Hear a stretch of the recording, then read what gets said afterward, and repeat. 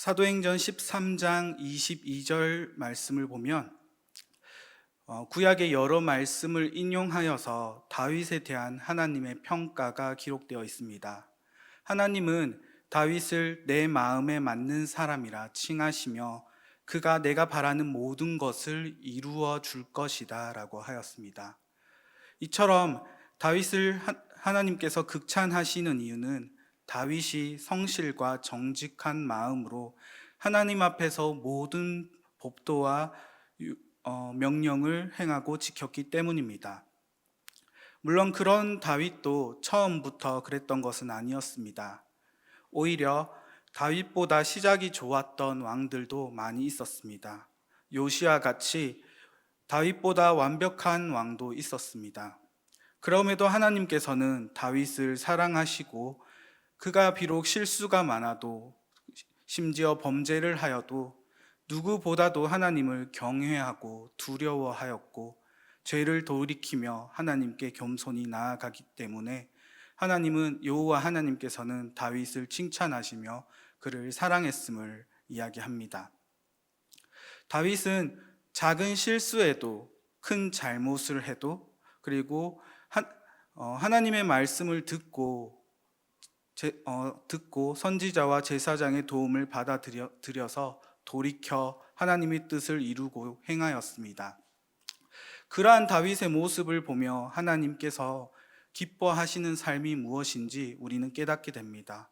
완벽한 모습, 실수하고 잘못을 하여도 말씀 가운데 돌이켜서 하나님께 나아가는, 그렇게 하나님 앞에 온전히 서 있을 수 있는 그러한 모습 가운데 살아가는 것이 하나님께서 기뻐하시는 모습이라는 것을 생각하게 되었습니다.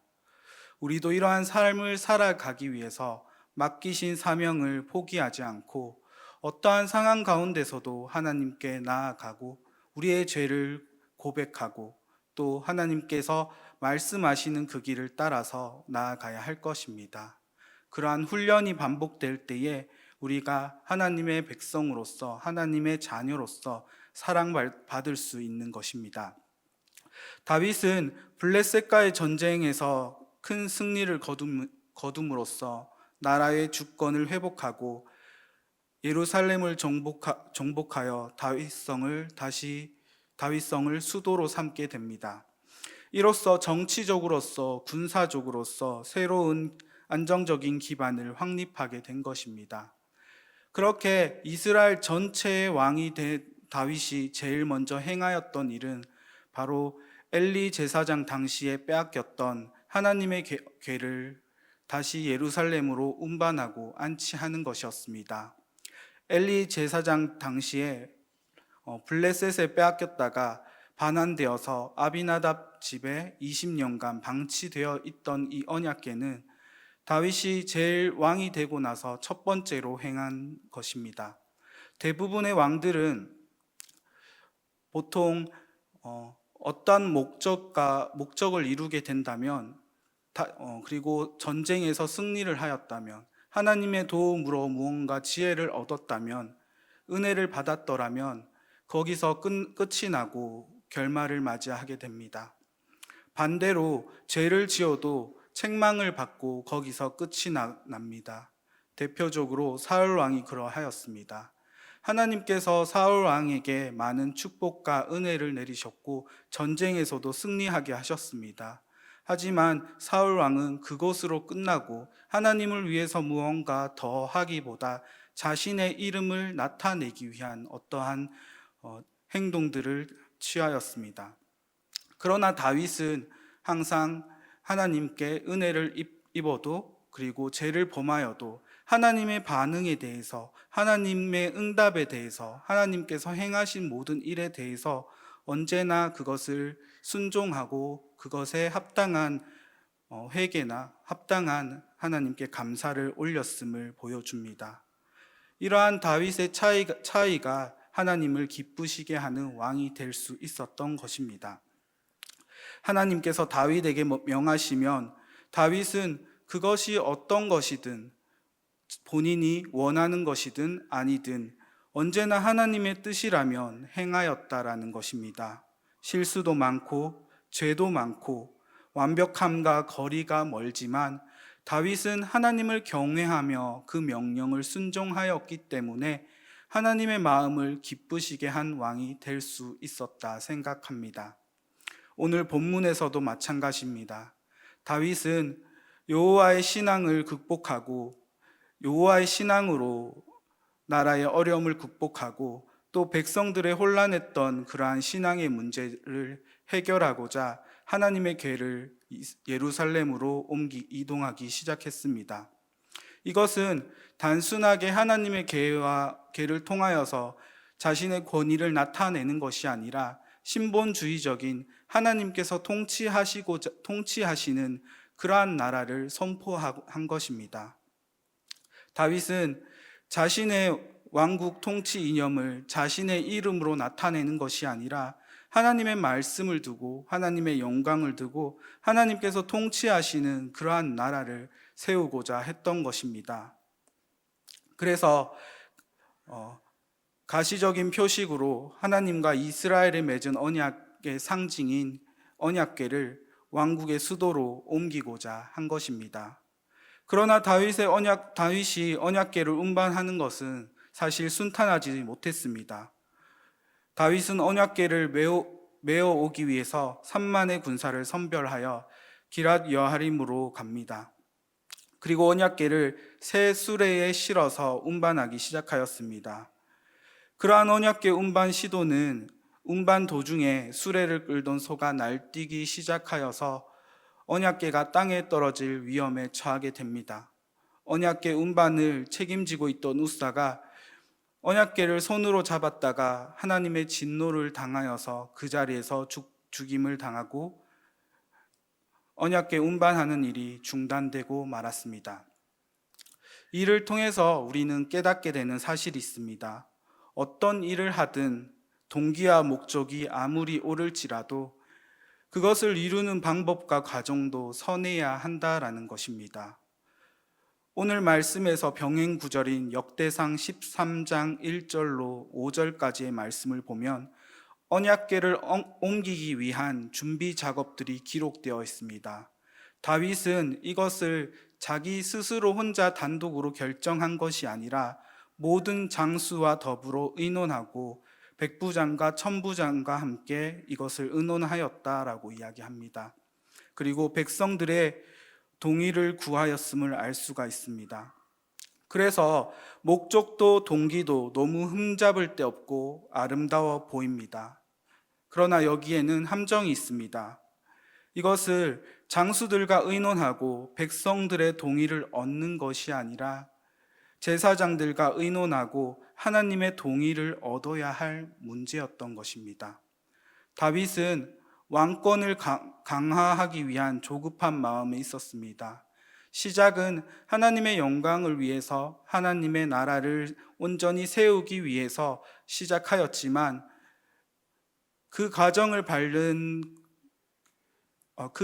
진행하면서의 조급함이 이것을 생각하지 못하게 만 것입니다. 하나님의 궤를 옮기는 일에 힘을 의지하고 사람의 눈치를 보게 된 것입니다. 율법에 의하면 언약궤를 운반할 때는 반드시 레위인 중 고앗 자손이 어깨에 메고 운반해야 합니다. 그리고 그 누구도 언약궤를 손댈 수가 없습니다. 그런데 다윗은 언약궤를 새 수레에 실어서 운반하는 방법을 택하였습니다. 이 방법은 블레셋이 언약궤를 반납할 때에 그들이 수레에 싣고 이동했던 것을 기억하고 그 방법을 이용했던 것입니다. 하나님의 일을 감당하면서 하나님의 방법을 택하지 아니하고 힘과 사람을 의지한 결과 우사는 죽고 그러한 불상사로 인해서 언약궤 운반이 중단되는 일이 벌어진 것입니다. 심지어는 우사의 마음도 문제가 있었습니다. 자신의 집에서 20년간 갑옷처럼 보관되어 온 이 언약궤는 3만 명의 군사들이 운반할 때에 언약궤를 모셔가는 그러한 모양이 되었습니다. 자신의 집에 있던 가보가 가보가 택하여져서 예루살렘으로 이동되는 것처럼 느껴졌던 것입니다. 그렇기 때문에 우사는 교만해졌습니다. 그리고 그의 행실로 우사는 수레가 흔들렸을 때 법궤를 붙들고 말았습니다. 여기서 붙들다라는 단어는 원어로는 소유하다, 취하다라는 뜻이 있습니다. 단순하게 붙잡은 것이 아니라 우사의 마음 자체가 하나님의 궤를 자신의 소유로 여기고 있다, 자신의 가문의 것으로 보고 있다라고 생각할 수 있습니다. 하나님의 궤를 우습게 보고 있었기 때문에 이러한 결과를 초래한 것입니다. 심지어 여러 악기로 연주하고 있다고 하는데 여기서 나오는 연주하다라는 단어는 일반적으로 나간이란 단어를 사용하지만 오늘 본문에서는 샤하크라는 단어를 사용합니다. 샤하크라는 뜻은 연주하다는 뜻과 함께 놀다, 비웃다, 업신여기다 라는 의미가 있습니다. 그러니까 이 분위기 자체가 전쟁에서 승리한 장군이 전리품을 끌고 개선하는 것처럼 그러한 하나님 중심이 아니라 다윗과 군사들의 중심, 그리고 우사 중심으로 형성되어 있었던 것입니다. 그렇기 때문에 하나님께서는 이것이 제대로 된 운반이 아님을 알고 계셨고 그것을 노하여서 우사에게 심판을 내리신 것입니다. 어떻게 보면 이 정황을 알지 못하면 우사가 단순히 하나님의 일을 하기 위해서 하나님의 일을 섬기기 위해서 행하였던 일인데 그것을 심판하신 하나님이 너무나 원망스럽고 또 너무나 하나님이 두려운 존재가 아닌가 생각도 해보게 됩니다. 그렇지만 하나님의 질서와 하나님의 법을 온전히 세우지 못한 이스라엘과 다윗의 실수로서 일어난 일임을 이것을 우리는 잘 알아야 합니다. 우리도 삶을 살아갈 때에 하나님의 일을 계속해서 수행하며 나아갑니다.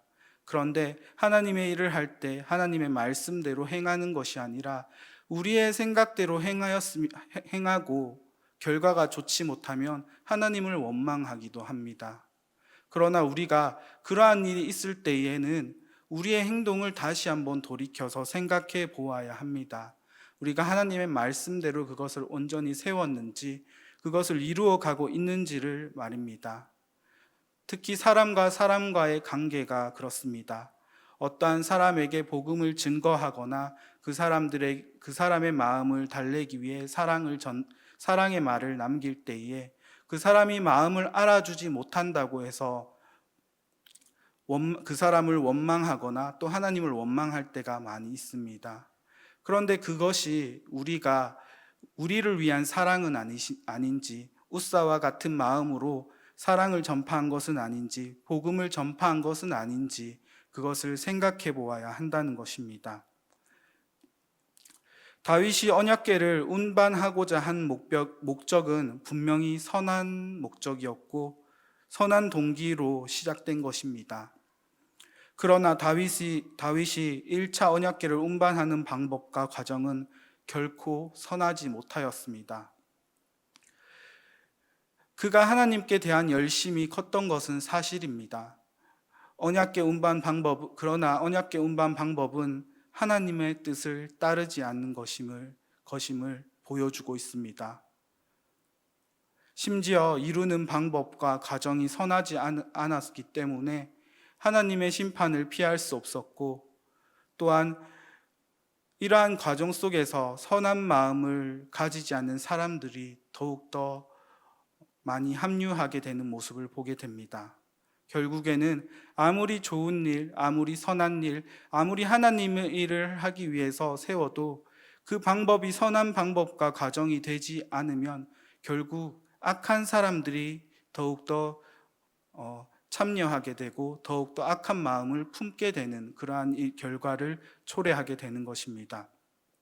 미흡하고 연약할지라도 선한 사람의 행위는 느리고 미흡해도 선한 길로 인도될 것입니다.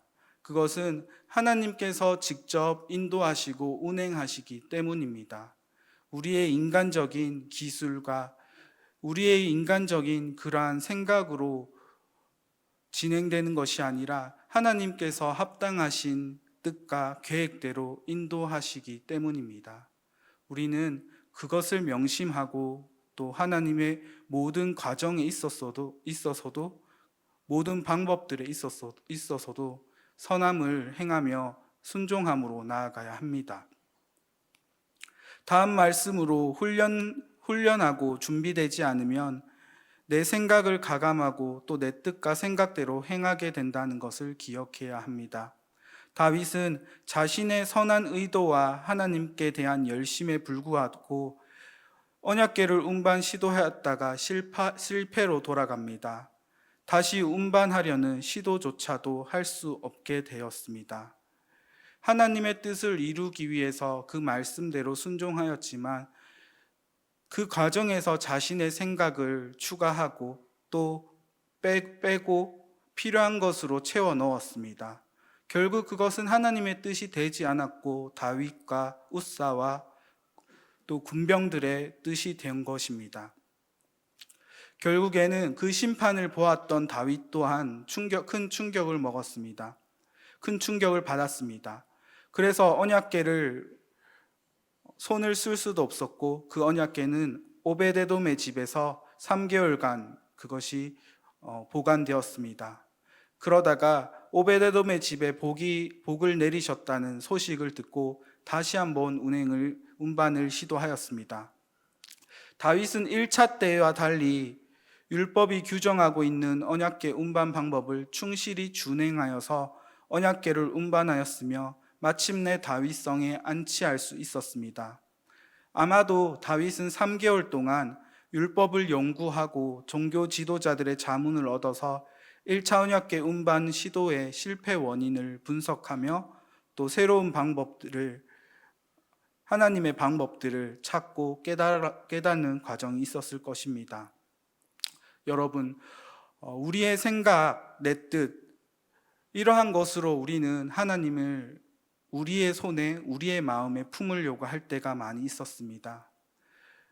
오늘 말씀의 다윗도 그러하였고, 그러한 과오를 저질렀던 다윗은 이제는 그것을 돌이키며 또 하나님의 뜻을 찾아서 그것에 순종하며 경외하는 모습을 보여주었습니다. 우리도 실수를 하고 오만한 생각 속에 하나님을 우리 안에 품으려고 할 때도 많았습니다. 그러나 그런 가호들을 계속해서 돌이키고 말씀 가운데서 찾아서 우리의 잘못을 깨닫고 하나님께 나아가는 방법을 택해야 합니다. 실존주의 학자인 키에르케고르는 공포와 전율이라는 책을 저작하였습니다. 이 책은 이삭을 얻은 후 모든 것이 다 이루어졌다고 생각했던 아브라함에게 하나님을 경외하는 마음과 은혜가 정지되어 있는 상태에 하나님께서 찾아오셨습니다. 그래서 하나님께서는 하나뿐인 장자 이삭을 바치라고 말씀합니다. 이 사실을 아내와 아들에게도 알릴 수 없었고 아브라함은 두려움에 휩싸이게 됩니다. 그 두려움은 누구에게도 말할 수 없는 공포였습니다. 그러나 그가 내뿜는 공포가 아들과 아내와 시종들에게 고스란히 전달되었습니다. 끝내 하나님께 이끌려 이삭과 함께 이른 아침에 제사를 드리러 올라갑니다. 모든 것이 사라질 제사를 하나님께 드려야 했지만 아브라함은 자신을 못 박는 마음으로 순종할 수밖에 없었습니다. 그렇게 이삭을 바칩니다. 그랬더니 여호와께서 이삭을 대신할 양을 번제물로 예비하시고 아브라함에게 약속하신 민족과 복이됨을 이루시겠다고 말씀하셨습니다. 공포와 전율은 하나님을 경외할 때의 두려움과 순종할 때의 은혜의 전율을 말합니다. 즉 하나님을 경외하는 자는 하나님의 기쁨이 된다는 것을 의미합니다. 우리가 하나님의 기쁨이 되고 그 은혜로 전율을 느끼길 원한다면 하나님의 전능하심을 놀라워하며 그 계획에 순종해야 합니다. 그것을 위해서는 우리가 우리의 생각과 의지와 경험이 아니라 오늘 다윗이 말씀을 통하여서 율법을 찾고 율법을 회복시켜서 하나님의 계를 운반하기 시작한 것처럼 우리도 그러한 일들을 해야 한다라는 것입니다. 그저 단순히 하나님을 믿는다고, 내 마음이 하나님을 사랑한다고 끝나는 것이 아니라 내 모든 행동들과 내 모든 마음까지도 하나님의 말씀을 따라서 합당한 순종의 삶을 살아야 한다는 것입니다. 이것을 위해서 우리는 본질로 돌아가기 위해서 계속해서 노력하고 돌이켜야 한다는 것을 오늘 이야기하고 싶습니다. 이러한 마음을 가지기 위해서는 우리는 결국 겸손한 마음을 품고 나아가야 합니다.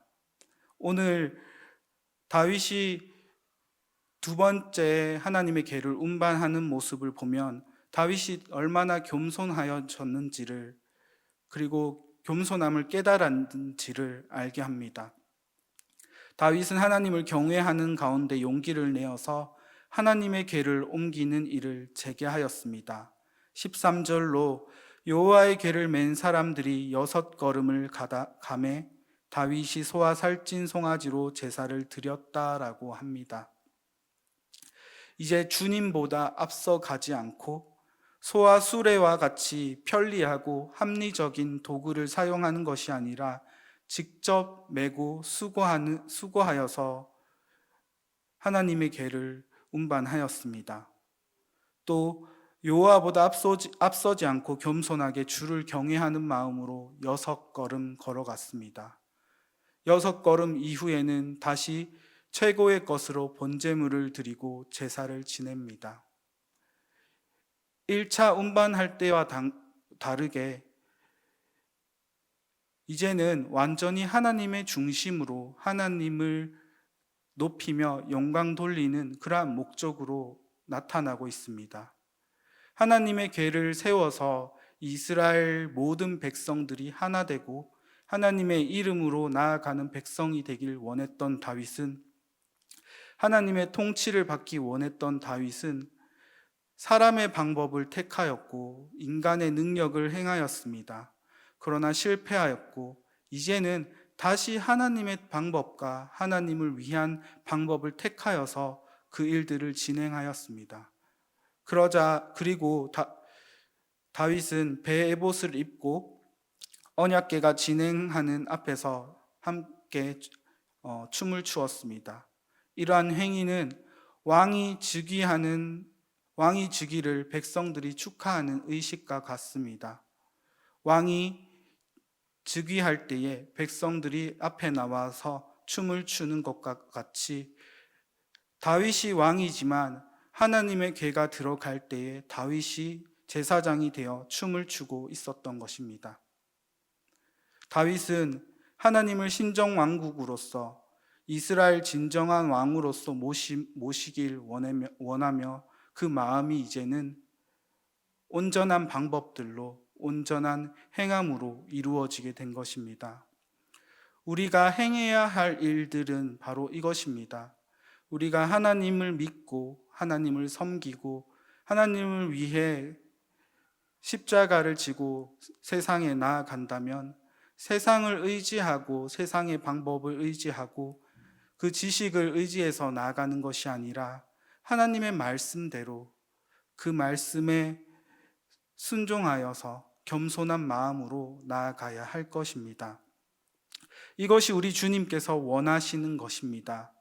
결국 여호와께서 주권을 가지시고 이동하실 때의 법궤는 다윗성에 무사히 입성하게 되며 여호와의 임재하심을 분명하게 알려주는 그러한 사건이 되었습니다. 우리도 하나님의 주권에 승선할 때에 그것이 능력이 됩니다. 그것이 안정감을 제공합니다. 내 신앙과 내 삶 가운데 두려운 마음과 어려운 상황들 또한 하나님께서 인도해 주시는 것입니다. 그렇기 때문에 우리가 결코 교만해져서는 안 되며 늘 경계하며 겸손한 마음으로 하나님의 말씀을 살펴보며 그것을 훈련해 나가야 한다는 것입니다. 다윗은 언제나 하나님 앞에 겸손을 잃지 않고 늘 잘못을 돌이켰습니다. 하나님께 묻고 행하였습니다. 이것은 오로지 겸손만이 가능합니다.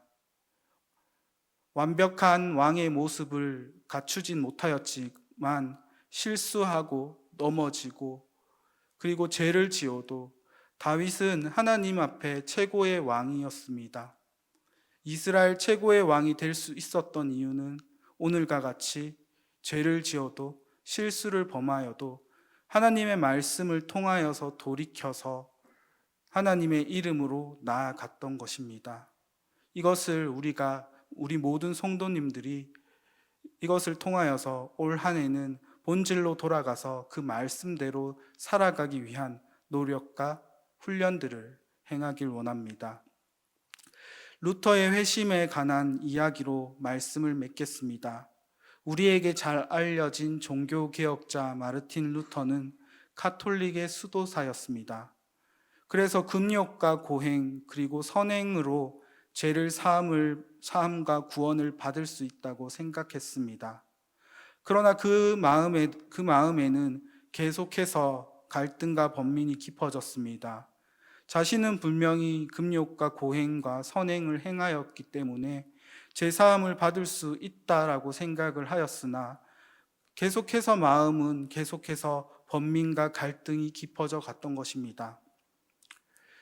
왜냐하면 아무리 많은 고행과 선행을 하여도 그 마음의 구원에 대한 확신과 평안이 없었기 때문입니다.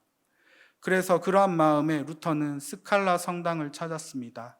스칼라 성당에 28개로 이루어진 계단을 무릎으로 오르고 내리면 죄사함을 받고 고행으로 마음이 평안해질 거라고 믿었기 때문입니다. 그런데도 루터의 마음과 고통은 사라지지 않았습니다. 그래서 루터는 성경에 눈을 돌려서 연구하기 시작하였습니다. 그러다 그가 발견한 구절이 이것입니다. 복음에는 하나님의 의가 나타나서 믿음으로 믿음에 이르게 하나니 기록된 바 오직 의는 믿음으로 말미암아 살리라 함과 같으니라. 로마서 1장 17절 말씀입니다. 내 생각과 내 의로 구원을 받을 수 없습니다. 세상의 지식으로도 하나님의 임재하심과 통치하심을 이룰 수 없습니다. 우리는 하나님께 받는 은혜를 기억하고 그 은혜 속에서 믿음으로 나아갈 수 있어야 합니다. 이때에 우리가 이전에 가지고 있던 방법들과 생각들을 모두 내려놓고 하나님의 말씀으로, 하나님의 성경으로 돌아가서 그 말씀대로 살아가야 하는 것입니다. 루터는 이것을 알고 종교개혁 5대표를 이렇게 정합니다. 솔라 스크립투라, 오직 성경, 솔루스 크리스투스, 오직 그리스도, 솔라 그라시아, 오직 은혜, 솔라 피데, 오직 믿음, 솔리데오 글로리아, 오직 하나님께 영광. 솔라라는 말은 단칼에 베어버린다라는 말을 가졌습니다. 그래서 성경 외의 것은 베어버리라. 그리스도 외의 것은 베어버리라. 은혜, 믿음, 주님의 영광 외의 것은 베어버리라 라는 말이 됩니다. 우리가 가지고 있는 그러한 생각들과 지식들을 모두 베어버리고 오직 하나님의 영광과 그리스도의 이름으로 그리고 그의 주님께서 말씀하신 성경으로 나아가야 하는 것입니다. 물론 이 과정도 실수하고 죄를 짓기도 하고 하나님 앞에서 부족했던 다윗처럼 실수를 저지를 것입니다. 그렇지만 다윗은 그 모든 하나님 율법 외의 모든 것을 베어버리고 하나님께 영광 돌리는 것 외의 모든 것을 베어버림으로써 우리가 알고 있는 그러한 이스라엘 최고의 왕 중 한 명인 다윗이 탄생하게 된 것입니다. 이러한 일들을 우리는 올해에 이루어야 합니다. 다윗이 위대한 왕이었지만 결국 예수 그리스도를 예비하는 자가 되었습니다. 모든 것을 베어버릴 때 하나님께 쓰임받고 예수 그리스도를 예비할 수 있었습니다. 우리 또한 주님을 예비하는 자로서 모든 것을 베어버린 다윗처럼 모든 것을 배워서 오직 하나님의 말씀대로 살아갈 때에 주님을 예비하는 다윗과 같은 주님의 자녀, 주님의 백성이 될 것을 확신합니다. 그러한 모습 속에서 살아갈 때에 또 하나님께서 기뻐하시며 또 하나님께서 우리를 향하여서 또 우리를 사랑하시며 우리를 기억하실 것입니다. 기도하겠습니다.